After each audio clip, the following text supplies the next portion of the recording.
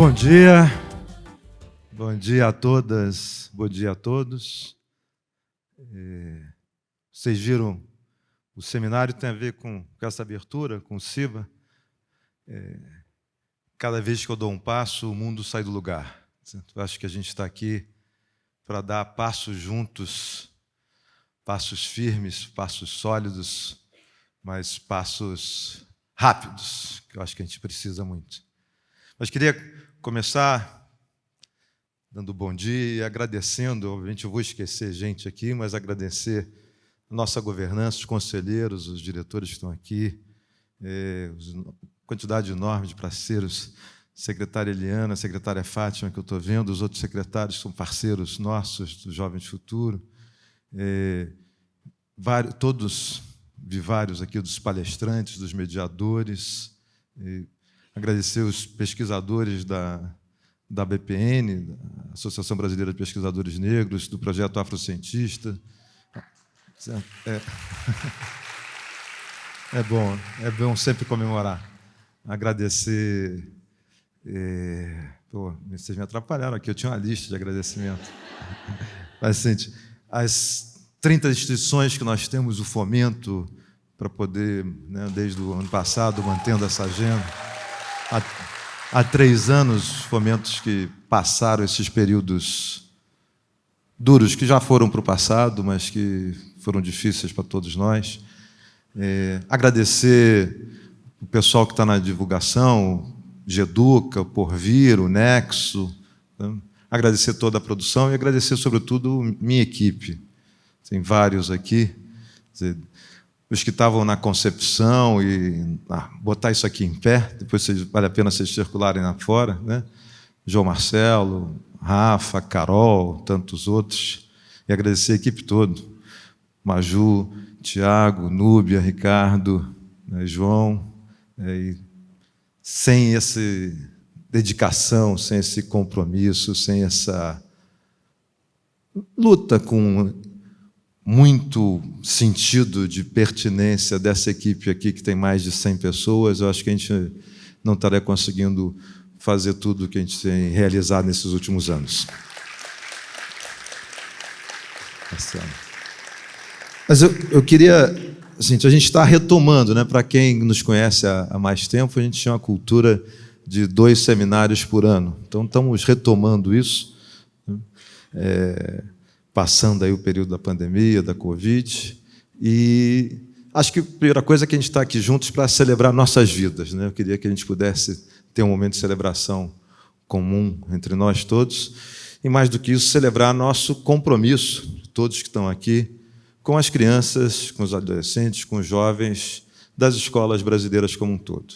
Eu acho que isso é a questão chave da nossa agenda, a gente poder ter esse compromisso, e em linha, vários conhecem nosso documentário, Nunca Me Sonharam, que a gente possa sonhar esses jovens, sonhar essas crianças, e que a gente possa contribuir diariamente para ajudá-los a sonhar e fazer, sobretudo, que os sonhos deles se transformem em realidade. É nesse contexto de um sonhar, da possibilidade de um vir a ser realmente transformador, audacioso e ousado, que a gente está tentando fazer esse dia e meio de reflexão sobre o que a gente chamou educação, não está aqui, na era das transições. Tá? Tem várias transições, né?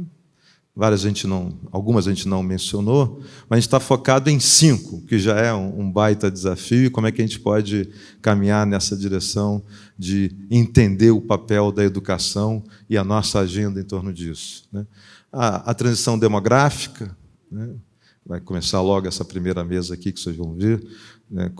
Vários dos pensadores que estão aqui pensam num novo regime demográfico, aqui, né? Natalidade decrescente, a longevidade aumentando, que redefine muitas das projeções que nós temos que fazer sobre a educação como um todo. Desde a estrutura de oferta até o que será a configuração de uma sala de aula com famílias de configurações distintas, né? Com um filho único, como é que isso vai acontecer, como é que isso dará. E, basicamente, a gente vai ter toda uma discussão sobre alocação orçamentária, como pensar a educação e, ao mesmo tempo, a saúde e a previdência. E acho que a discussão da transição demográfica traz, com muita profundidade, uma reflexão sobre o papel da cidade educadora, sobre como pensarmos uma educação que está voltada para a integralidade, nesse equilíbrio do dia a dia, da vida das crianças e dos jovens, numa cidade que está preocupada em educar. A transição social tem vários marcos no campo da desigualdade que se reconfiguram no mundo como um todo, mas, para nós, acho que o zoom, a agenda específica, passa pelos nossos traços do racismo. Me parece que é inequívoco que o coração que organiza a desigualdade social brasileira está marcada pelo nosso racismo institucional, nosso racismo estrutural. E o desafio que se configura é se a onda que a gente vê, né, no campo democrático, de crescimento da luta antirracista, né, se ela se traduzirá realmente numa agenda contundente da primeira infância até a universidade. Nós sabemos que a política de cotas gerou resultados, né? Nós temos uma geração da intelectualidade negra, com mulheres e homens negros, num volume e numa qualidade muito alta, né? Temos aqui a velha geração, encontrei Walter, Cida, e temos a novíssima geração, que vai estar aqui na mesa com o Michael, e tem toda uma agenda dos intelectuais negros pungente nessa conjuntura, mas a gente ainda não resolveu dilemas chaves como, por exemplo, dilemas de permanência, né?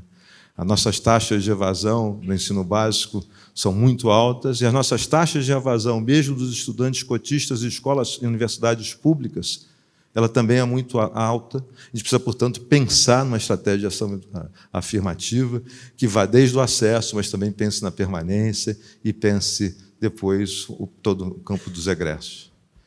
A gente está tendo a transição política, né, marcada pela expressão que, no livro do Thomas Hickman e do Miguel Lago, né, dos populismos reacionários. A gente viveu isso aqui agora, né, com o Bolsonaro, Trump nos Estados Unidos, o Orbán, a ameaça do Milei aqui do lado, mas populismos reacionários também de esquerda, com Chávez e Maduro, ou seja, a agenda como um todo de uma sociedade fragilizada nos seus fundamentos democráticos, em que o ódio e a intolerância organizam as práticas cotidianas e os marcadores, sobretudo do ressentimento da desigualdade. Um livro de referência importante para isso, que já tem, foi de 2019, mas do François Dubé, que é Tempo de Paixões Tristes. O título é uma homenagem ao Spinoza, mas ele está tratando a ideia de como é que os ressentimentos e as novas formas da desigualdade pautam a agenda política, e a gente vê um esvaziamento do campo democrático. Não é à toa que a juventude tem um enorme ceticismo com o que a democracia, o que o Estado pode entregar. E, obviamente, isso implica que a gente precisa de uma agenda de educação fortemente dedicada a uma cidadania ativa, né? O Christian Cox, que é um pesquisador chileno, fala uma frase que é importante: nós não nascemos democratas, mas nós aprendemos a ser democratas. Como é que a gente faz isso? Mas numa escola que jogou a questão da educação cidadã, da educação cívica, para uma coisa de quinta categoria, e a gente precisa recuperar ela, sobretudo sobre as tensões que tem, pressões sobre militarização da escola, pressões sobre, né, na Flórida agora, de banimento de livros, né? A gente tem uma pressão gigantesca pelo retrocesso, tá? Que é negacionista, que é contra o iluminismo, que é contra a ciência, e que tensiona o ambiente escolar no seu dia a dia, não só de fora. Como é que a gente pensa a educação cidadã nessa agenda? A transição tecnológica, sobretudo com as ondas cada vez mais intensas de configuração da inteligência artificial, tanto a inteligência artificial preditiva como a inteligência artificial generativa, que, para além dos seus dilemas éticos e morais, recompõe para cada um de nós qual é o campo do ensino e aprendizagem diante das tecnologias. Tem um lado da tecnologia que são promessas, que tem uma certa visão que basta equipamentos. Isso está meio superado, me parece que essa agenda dos falsos anúncios da tecnologia estão superados. No entanto, toda a potência que nós estamos com a mudança tecnológica, com a inteligência artificial, para reconfigurar o papel do professor e aumentar a sua potência como educador. Ou seja, hoje é absolutamente cristalino que a agenda tecnológica e a agenda da inteligência artificial pode e deve estar a serviço do professor, tanto na agenda de aumentar a capacidade de personalização do ensino, da gente ter mais compromisso com a sala de aula concreta, real, que está na nossa frente, e não só com o ideal de uma aula desejada, a aula que eu gosto de dar, e sim a aula que é necessária ser dada. Então, por um lado, a tecnologia é um enorme facilitador para personalizar o ensino e, de forma complementar, fazendo o arco desse processo, é também um instrumento-chave para a inteligência coletiva, a criatividade em grupo. O uso intenso de tecnologia dentro da sala de aula, e falo da sala de aula, aumenta em muito a capacidade do estudante assumir a sua função autoral e a sua função criativa. E a questão é como é que a gente faz essa transição tecnológica, nessa aceleração da inteligência artificial, caminhando para ter a tecnologia totalmente a favor da gente dar um salto. E, evidentemente, a gente vai ter que repensar e radicalizar o uso da formação, do letramento em código, desde a primeira infância, ao longo de todo o ciclo básico e depois na universidade. É uma linguagem que muda os nossos hábitos e formas de pensar e projeta futuros de uma forma que nós não estamos habituados. Porque não projeta futuros, a sociedade em código não projeta futuros ancorada simplesmente na experiência do passado. Tá? E o que a gente vê é que a sala de aula, que é o que nos interessa, pode ser uma sala de aula totalmente distinta no sentido de ter o tempo real como elemento de aprendizagem, movendo os indivíduos, estudantes, na sua autonomia plena, como criadores em interação com o professor, realmente produtor de reflexão, de pensamento crítico e de desenvolvimento integral dos estudantes. A última transição que a gente está trazendo é a transição ambiental, climática. Né? Inquestionável para nós, no nosso dia a dia, com o Rio Grande do Sul, com enchentes, com ciclones, com a Amazônia, com as secas, né? Inquestionável neste último mês, mas mais do que isso, retirando o terraplanismo, o negacionismo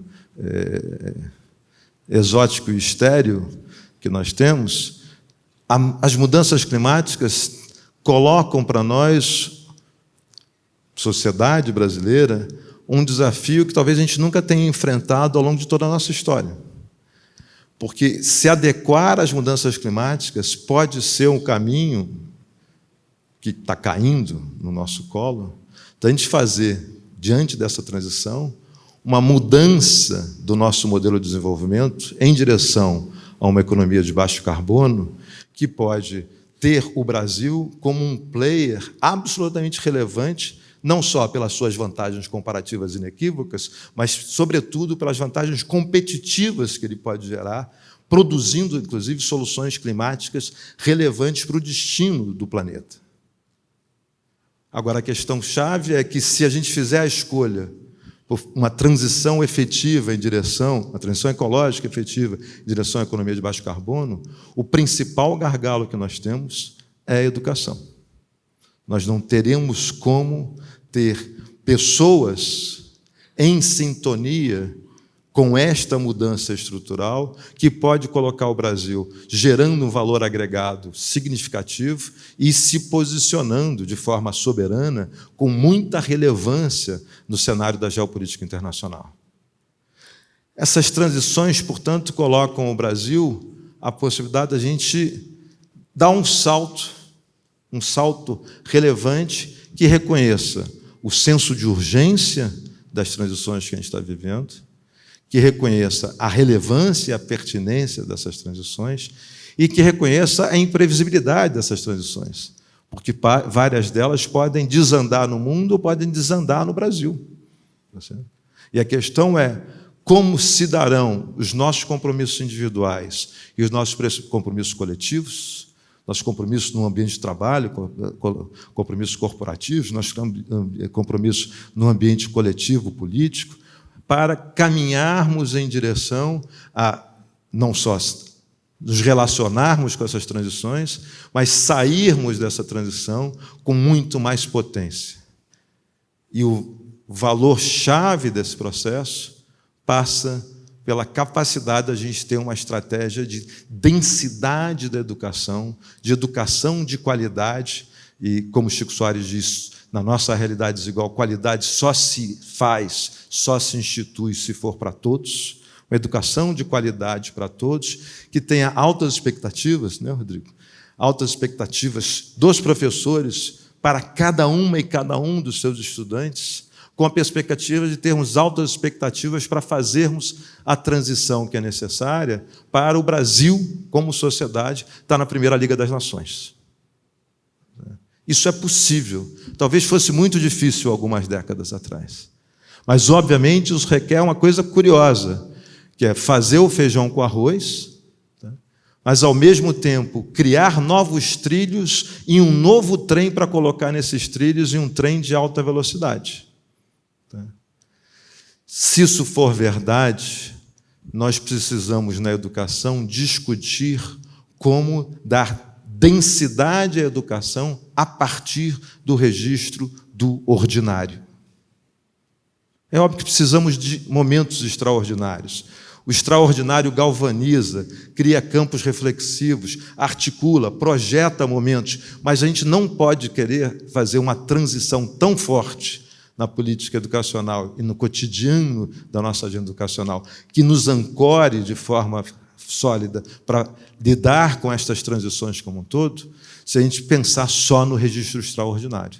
Nós temos que pensar no registro do ordinário, do cotidiano, para que essa política educacional de alta qualidade para todos, em todas as frentes ao mesmo tempo, tenha torque, tenha velocidade. Alguns de vocês devem estar olhando para mim, esse cara enlouqueceu, tá certo? Dado o tamanho do desafio que a gente tem. Mas a gente gerou uma situação, a sociedade tem a possibilidade de gerar, melhor, uma situação que é desfrutar das oportunidades que se abrem com essas transições.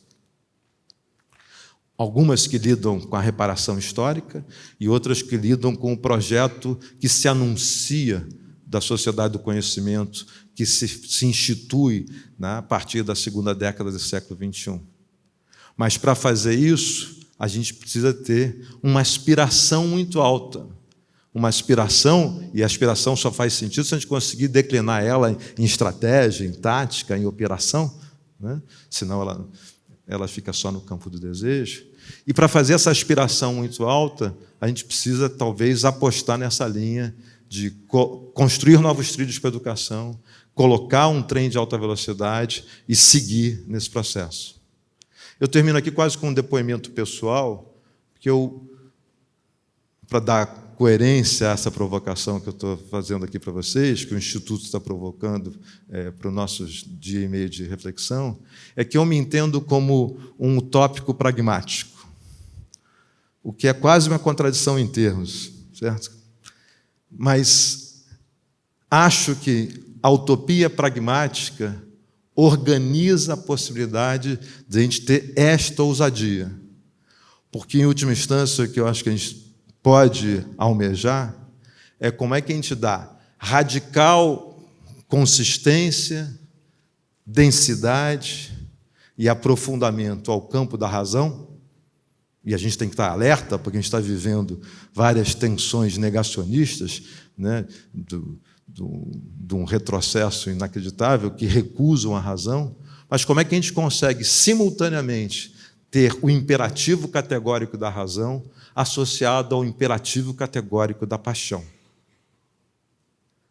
O caminho possível de ser projetado, que passa pela capacidade de gerarmos empatia, pela capacidade de gerarmos afeto, para termos uma relação, né, de desejo amoroso no cotidiano, associado a muita densidade, muito rigor da razão, e talvez a gente possa, neste campo reflexivo, em ato, projetar um outro país, projetar um outro futuro para esse país, que tenha ambições muito altas, que não tenha como perspectiva nos colocar na Primeira Liga das Nações, que tenha como perspectiva dar conta de enfrentar a dívida histórica e, ao mesmo tempo, ir para a fronteira do conhecimento.